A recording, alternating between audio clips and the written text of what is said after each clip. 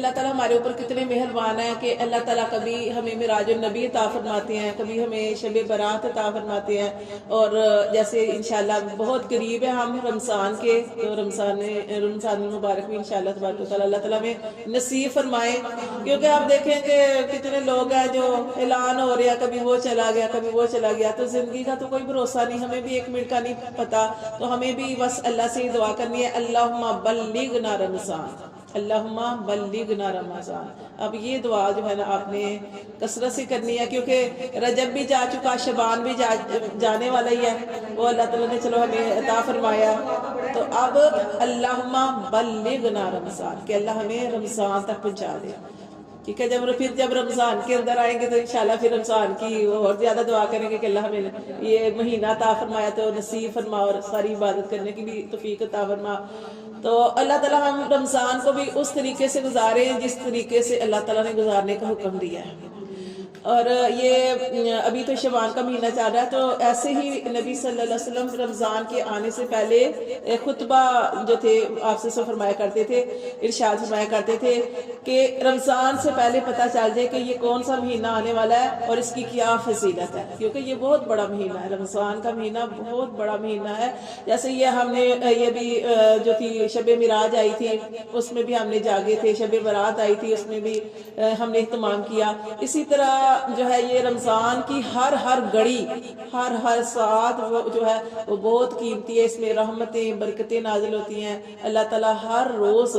سحری کے وقت اور افطاری کے وقت لوگوں کو جہنم سے آزاد فرماتے ہیں، اس لیے سحری اور افطاری کے وقت دعا بھی کرنی چاہیے۔ نبی صلی اللہ علیہ وسلم نے ارشاد فرمایا کہ سحری کھایا کرو، سحری میں برکت ہے، یہ نبی صلی اللہ علیہ وسلم کی سنت ہے۔ کچھ لوگ اٹھتے ہی نہیں ہیں، ایسے ہی روزہ رکھ لیتے ہیں، تو سحری کھانا سنت ہے، اور آپ کو پتہ ہے کہ ایک سنت کو پورا کرنے پر 100 شہیدوں کے برابر ثواب ملتا ہے۔ ایک سنت نبی صلی اللہ علیہ وسلم کی کیا کرنا ہے، کھانا ہم نے خود کھانا ہے، لیکن اس پہ بھی ہمیں ثواب مل رہا ہے، ٹھیک ہے۔ تو یہ سنت ہے، اور اس ٹائم دعا بھی کرنی ہے، اور نماز تو ہر وقت، یہ تو تحفہ تھا نبی صلی اللہ علیہ وسلم ہمارے لیے لے کے آئے تھے تحفہ، تو یہ تو 5 نمازیں ہمارے اوپر فرض ہیں، لیکن رمضان میں زیادہ نمازیں پڑھنی ہیں، کیا فرض نمازوں کے علاوہ جو نوافل ہیں وہ زیادہ پڑھنی ہیں، کیونکہ کیا آتا ہے کہ نوافل کا ثواب بھی فرض کے برابر پہنچ جاتا ہے رمضان کے اندر، تو اس لیے تو کیا ہے اہلاً و سہلاً یا رمضان، تو اس کے لیے بھی ہم نے کہ رمضان کے لیے ہم دل سے خوشی سے اس کا استقبال کر رہے ہیں کہ اللہ تبارک و تعالیٰ ہم کو وہ مہینہ عطا فرمائے، اس کی خیر و برکتیں نصیب فرمائے۔ کیونکہ ایک واقعہ نا، اس کا واقعہ یہ کہ ابو ہریرہ رضی اللہ تعالیٰ سے روایت ہے کہ دو شخص جو تھے وہ کسی قبیلے کے 2 شخص ایمان لے آئے، ایمان لانے کے بعد ان میں سے ایک شخص جو تھا وہ نا کسی جہاد میں گیا، جہاد کی جیسے کہ آپ جانتے ہیں کہ جہاد کی کتنی فضیلت آئی ہے، قرآن میں بھی فضیلت ہے، نبی صلی اللہ علیہ وسلم نے بھی اس کی فضیلت بیان کیا، تو اب دونوں نے جب اسلام قبول کیا تو ان میں سے ایک شخص جہاد پہ چلا گیا، جب جہاد پہ چلا گیا تو وہ شہید ہو گیا، لیکن دوسرا شخص جو تھا وہ 1 سال بعد فوت ہوا، وہ شہید نہیں ہوا، دوسرا شخص 1 سال بعد فوت ہوا۔ تو ایک صحابی ہے طلحہ بن عبید اللہ، وہ کہتے ہیں میں نے خواب دیکھی، کیا خواب دیکھی میں نے، کہ وہ شخص جو 1 سال بعد فوت ہوا ہے وہ شہید سے پہلے جنت میں چلا گیا۔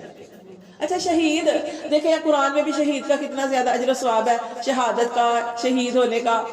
لیکن ہم شہادت کو ہی سب سے بڑا سمجھتے ہیں نا۔ یہاں پہ جو میں نے آپ کو بتایا ہے کہ وہ کیا ہے، ایک شخص شہید ہو گیا، اللہ کی راہ میں اس نے جان قربان کر دی، دوسرا 1 سال بعد فوت ہوا، 1 سال بعد فوت ہوا، دیکھنے والے نے دیکھا، صحابی نے دیکھا، طلحہ بن عبید اللہ نے دیکھا کہ وہ شخص جو 1 سال بعد فوت ہوا وہ شہید نہیں ہوا، وہ بس فوت ہوا، انہوں نے دیکھا کہ وہ پہلے جنت میں چلا گیا، اس شہید سے بھی پہلے۔ اب وہ تھوڑے سے پریشان تھے کہ ان کو سمجھ نہیں آ رہی تھی کہ وہ تو شہید ہوئے، وہ صحابی شہید ہوئے اور یہ فوت ہوئے، یہ کیسے جنت میں پہلے چلے گئے شہید سے پہلے۔ تو وہ نبی صلی اللہ علیہ وسلم کی بارگاہ میں گئے اور نبی صلی اللہ علیہ وسلم سے پوچھا اللہ کے رسول میں نے ایسے خواب دیکھا اور میں نے دیکھا کہ وہ شخص جو 1 سال بعد فوت ہوا وہ شہید سے بھی پہلے جنت میں چلا گیا۔ تو آپ صلی اللہ علیہ وسلم نے کیا ارشاد فرمایا، آپ نے فرمایا کہ کیا اس نے رمضان کے روزے نہیں رکھے؟ اللہ نے اس کو رمضان عطا فرمایا تھا نا، تو رمضان کے روزے نہیں رکھے تھے؟ کیا اس نے ایک سال میں اتنی نمازیں نہیں پڑھی؟ تو یہ جو زندگی ہوتی ہے نا، اور زندگی کا اگر ہم اچھا استعمال کر لیتے ہیں نا تو ہماری نیکیوں میں اضافہ ہوتا ہے، ہمارے درجات بڑھتے ہیں۔ تو یہ اس وجہ سے آپ نے فرمایا، اس لیے وہ جنت میں پہلے چلا گیا کہ اس کو اللہ نے رمضان عطا فرمایا، اس کو اللہ نے پورے سال کی عبادت کی توفیق عطا فرمائی۔ اور نبی صلی اللہ علیہ وسلم سے پوچھا گیا نا کہ اللہ کے رسول صلی اللہ علیہ وسلم سب سے بہترین شخص کون ہے؟ تو آپ صلی اللہ علیہ وسلم نے ارشاد فرمایا، وہ شخص جس کی عمر لمبی اور عمل بہتر ہو۔ اب یہ خالی عمر لمبی نہیں، عمر لمبی اور عمل بہتر ہو، اصل چیز عمل ہے۔ تو اسی طرح سوال کیا گیا کہ اللہ کے رسول سب سے بہترین شخص آپ نے فرمایا وہ شخص جس کی عمر لمبی اور عمل گندا ہو۔ تو اللہ تعالیٰ ہمیں نیک اعمال کرنے کی توفیق عطا فرمائے۔ زندگی تو اللہ تعالیٰ ہمیں دے، صحت و عافیت کے ساتھ دے۔ زندگی مانگے لیکن خیر و عافیت اور صحت و عافیت مانگے کہ اللہ صحت و سلامتی کے ساتھ زندگی دینا، بیماری سے بچا کے رکھنا، اور اللہ تعالیٰ خیر و عافیت کے ساتھ ہمیں رکھنا اور عبادت کرنے کی توفیق عطا فرمانا، ہمارے عمل کو بہترین بنانا۔ تو یہ جو دیکھیں نبی صلی اللہ علیہ وسلم نے ارشاد فرمایا رمضان کے بارے میں کہ تم میں ایک ایسا مہینہ آ رہا ہے، وہ ایسا مبارک مہینہ ہے کہ جس میں ایک رات ایسی ہے، وہ کون سی رات ہے؟ لیلۃ القدر، جو 1000 مہینوں سے بہتر ہے۔ اور کتنے ہمارے اوپر کتنا اللہ تعالیٰ کا احسان ہے۔ وہ ایک دو آپ صلی اللہ علیہ وسلم کو بتا دیا گیا تھا نا کہ شب قدر لیلۃ القدر کون سی رات ہے۔ آپ صلی اللہ علیہ وسلم آ رہے تھے بتانے کے لیے، رستے میں دیکھا انہوں نے کہ دو شخص آپس میں لڑائی کر رہے ہیں، جھگڑا کر رہے ہیں۔ اس جھگڑے کی وجہ سے نبی صلی اللہ علیہ وسلم کو بلا دیا گیا، نبی صلی اللہ علیہ وسلم کو بلا دیا گیا کہ لیلۃ القدر کون سی رات ہے۔ آپ صلی اللہ علیہ وسلم نے نہیں پوچھا، اللہ کی طرف سے حکم تھا، وہ بلا دیا گیا۔ اور اس میں ہمارے لیے بڑی خوشی کی بات ہے، آپ صلی اللہ علیہ وسلم کو بلا دیا۔ اچھا وہ لڑائی ہو رہی تھی، وہ بھی آپ کو تھوڑا سا بتاؤں کہ لڑائی ہو رہی تھی۔ تو یہ جو لڑائی ہوتی ہے نا، فتنہ ہوتی ہے، اس سے یہ جو لڑائی ہوتی ہے اس سے کیا ہوتا ہے کہ خیر و برکت اٹھ جاتی ہے، خیر و برکت نہیں رہتی۔ تو وہ دیکھا کہ وہ کیا تھا کہ ہمیں بتا دیا گیا تھا نبی صلی اللہ علیہ وسلم کے ذریعے کہ لیلۃ القدر کون سی رات ہے، لیکن وہ چونکہ وہ دو شخص لڑے تھے جس کی وجہ سے برکت اٹھا لی گئی، تو اس لیے آپ صلی اللہ علیہ وسلم کو بلا دیا گیا کہ لیلۃ القدر کون سی رات ہے۔ تو پھر آپ نے یہ ہمارے لیے بہتر ہوا کہ پھر ہم آخری عشرے میں جو جاگ لیتے ہیں اس میں 5 طاق راتیں آتی ہیں، وہ کون سی؟ ٹھیک ہے نا، 21، 23، 25، 27، 29 یہ طاق راتیں۔ اور جو پھر آخری رات آتی ہے رمضان کی آخری رات، تو اس میں بھی وہ جیسے ہم نے پڑھا کہ 5 راتیں ایسی ہیں جس میں اللہ تعالیٰ جو ہے 5 راتیں ایسی ہیں جس میں اللہ بلائیوں کے دروازے کھول دیتے، اس میں ایک رات وہ چاند رات بھی ہے، تو اس کی بھی ہم انشاءاللہ پڑھیں گے۔ تو یہ جو مہینہ ہے جس کے بارے میں اللہ کے نبی رسول صلی اللہ علیہ وسلم جو تھے وہ لوگوں کو بتایا کرتے تھے، اور آپ صلی اللہ علیہ وسلم نے ایک دفعہ ایسے ہی صحابہ کرام بیٹھے ہوئے تھے تو آپ صلی اللہ علیہ وسلم نے ارشاد فرمایا کہ دیکھو کون آ رہا ہے اور تم کس کے سامنے جا رہے ہو، دیکھو کون آ رہا ہے تم کس کے سامنے جا رہے ہو۔ 3 دفعہ یہ بات ارشاد فرمائی۔ تو صحابہ کرام میں سے حضرت عمر فاروق رضی اللہ تعالیٰ عنہ، آپ جانتے ہیں نا کہ وہ جلالی صحابہ کرام تھے، تو انہوں نے کہا کہ اللہ کے رسول یا آپ کے اوپر کوئی وحی نازل ہوئی ہے، کوئی وحی آ رہی ہے؟ تو آپ سے فرمایا نہیں وحی تو پھر جو تھے انہوں نے پوچھا اللہ کے رسول کوئی دشمن آ رہا ہے؟ کیونکہ جنگ کا زمانہ تھا۔ آپ نے کہا کہ حضرت عمر فاروق نے کہا اللہ کے رسول کوئی دشمن آ رہا ہے، آپ نے تلوار کھینچ لی۔ تو آپ صلی اللہ علیہ وسلم نہیں کون آ رہا ہے، تم کس کے سامنے جا رہے ہو؟ رمضان آ رہا ہے اور تم اللہ کے قریب ہونے جا رہے ہو، رمضان آ رہا ہے۔ تو یہ رمضان جو ہے جیسے ہمارے گھر کوئی خوشی آنے والی ہوتی ہے، جیسے شادی ہوتی ہے گھر کے اندر، تو ہم کب سے تیاریاں شروع کر دیتے ہیں نا، ہمارے گھر شادی ہے یہ کرتے ہیں، گھر کو صاف کرواتے ہیں، کپڑے بناتے ہیں، جو کچھ اسی طرح بچوں کے امتحان ہوتے ہیں تو آپ جانتے ہیں کہ ٹیچریں بھی، ٹیوشن والی ٹیچریں بھی، گھر والے بھی تیاری بچوں کو پہلے سے شروع کروا دیتے ہیں۔ اسی طرح حج کرنا ہو، عمرہ کرنا ہو، نام نکل آیا، کتنی خوشی ہوتی ہے، پہلے سے تیاریاں شروع کر دیتے ہیں۔ ہر کام کے لیے ہم پہلے سے تیاریاں شروع کر دیتے ہیں، گھر کے اندر بچہ پیدا ہونے والا ہو اس کی بھی تیاری پہلے سے شروع کر دے، کوئی بھی کام ایسا ہو کہ تو اس کے لیے ہم تیاریاں پہلے سے شروع کر دیتے ہیں۔ اس لیے رمضان آنے والا ہے تو اس کی بھی تیاریاں پہلے سے کرنی ہیں، اور الحمدللہ اللہ کا شکر ہے ہم تو جیسے نبی صلی اللہ علیہ وسلم کی سنت تھی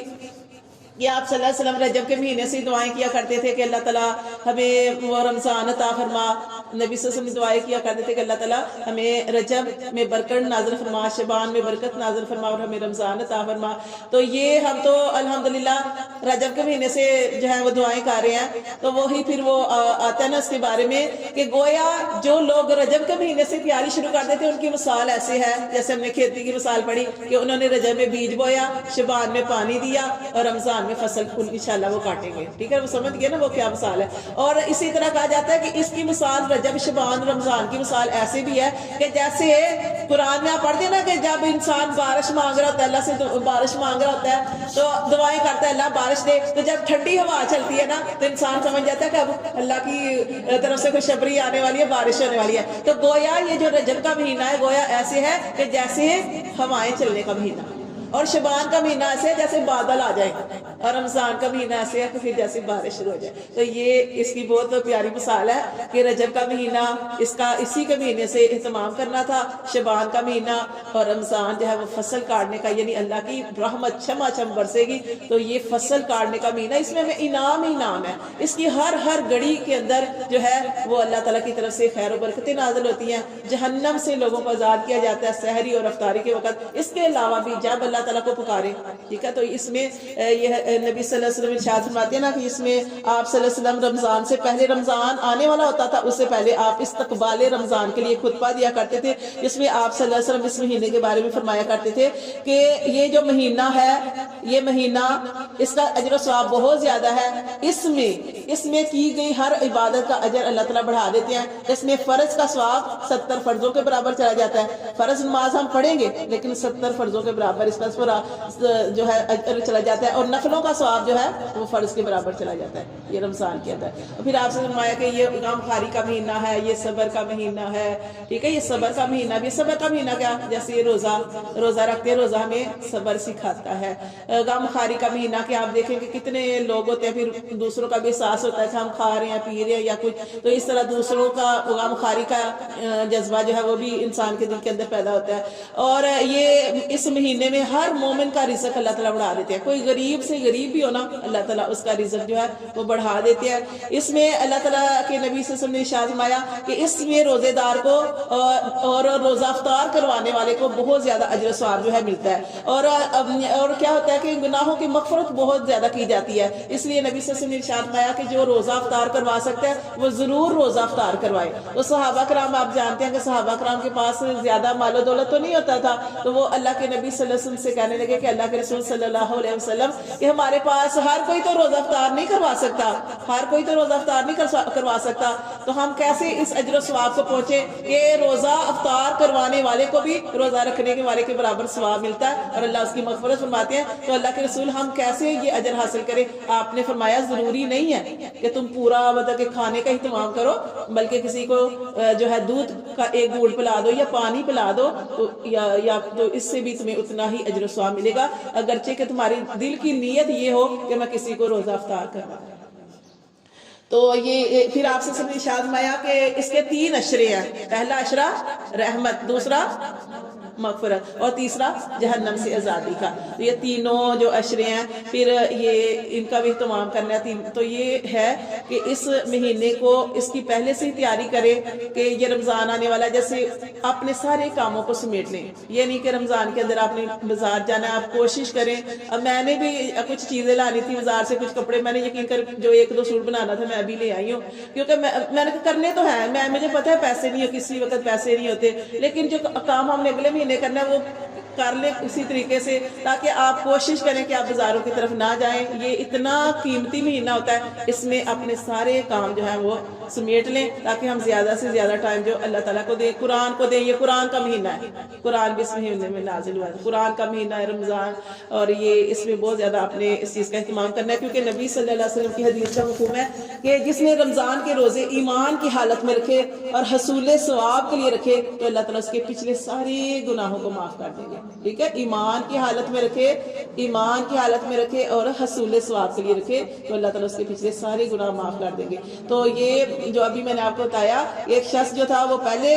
شہید ہو گیا, دوسرا فوت ہو گیا, دوسرے فوت ہونے والے کو 1 سال بعد فوت ہونے والے کو شہادت والے سے زیادہ اجر مل گیا. کیوں؟ اس نے رمضان کے روزے رکھے, کیونکہ اس کو اللہ تعالیٰ نے ایک پورے سال کی عبادت کی بھی توفیق دی, اور اس کی وجہ سے اللہ تعالیٰ نے اس کے درجات کو بلند کر دیا. تو گویا یہ چھوٹا مہینہ نہیں ہے, اس کی آپ نے پہلے سے تیاری کرنی ہے. اور تیاری سے مراد یہ ہے کہ اپنے سارے کام جو ہے, جو آپ نے کام کرنے ہیں وہ کر لیں,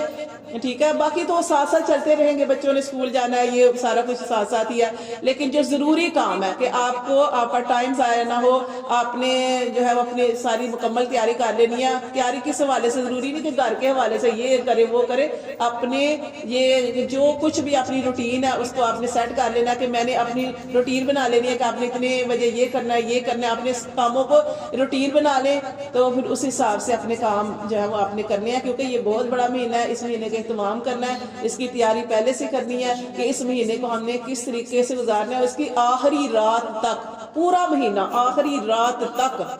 اور پھر جو آگے آئے گی عید الفطر, وہ تو اس میں بھی اسی طریقے سے جو ہے اللہ تعالیٰ کو عبادت کرنی ہے, کیونکہ پورا سال پورا مہینہ جو روزے رکھے ہیں تو اس کا اجر و ثواب ملتا ہے اس آخری رات میں.